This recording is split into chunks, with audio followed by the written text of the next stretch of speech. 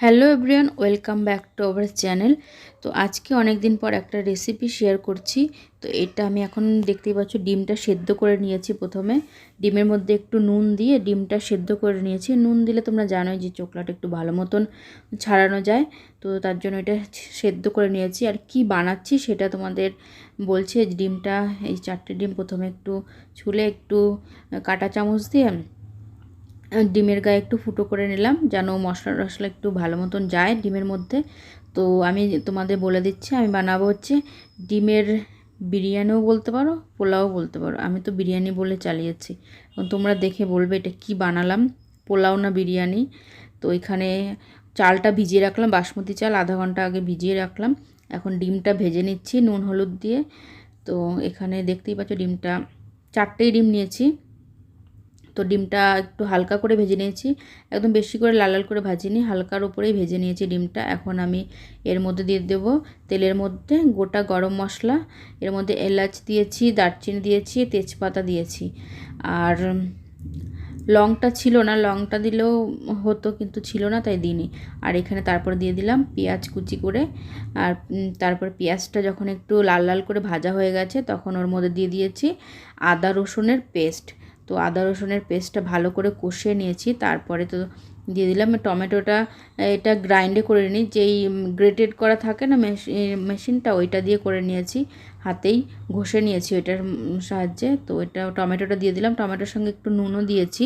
তারপর দিয়ে দিলাম মশলাগুলো। মশলার মধ্যে আমি এখানে দিয়েছি একটুখানি জিরে গুঁড়ো, গরম মশলা, আর কাশ্মীরি লঙ্কার গুঁড়োটা দিয়েছি এখানে আমি। আর দিয়েছি একটুখানি, আর কিছু দিইনি, এটাই দিয়েছি। দেখো বলতে বলতে ভুলেও গেলাম কি মশলা দিয়েছি। তারপরে দিয়েছি 4টে চেরা কাঁচা লঙ্কা। আর তারপর ভালো করে মশলাটা কষিয়ে নিয়েছি। তারপরে দেখতেই পাচ্ছ দিয়ে দিলাম দই। দইটা ভালো করে ফেটিয়ে নিয়েছি আগে থাকতে। তো এখন দইটা দেওয়ার পরে আর বেশিক্ষণ কষাবো না।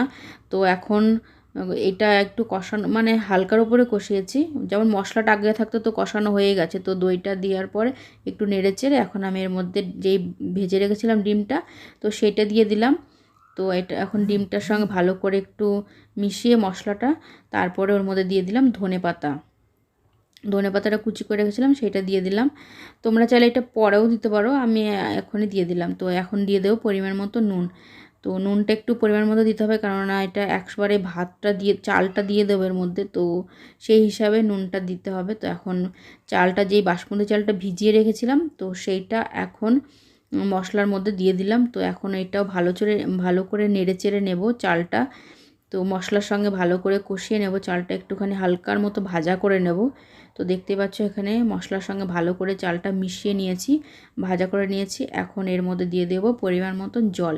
তো প্রথমে একটু জল দিয়ে তার মানে চালটা সঙ্গে ভালো মতন মিশিয়ে নেব জলটা।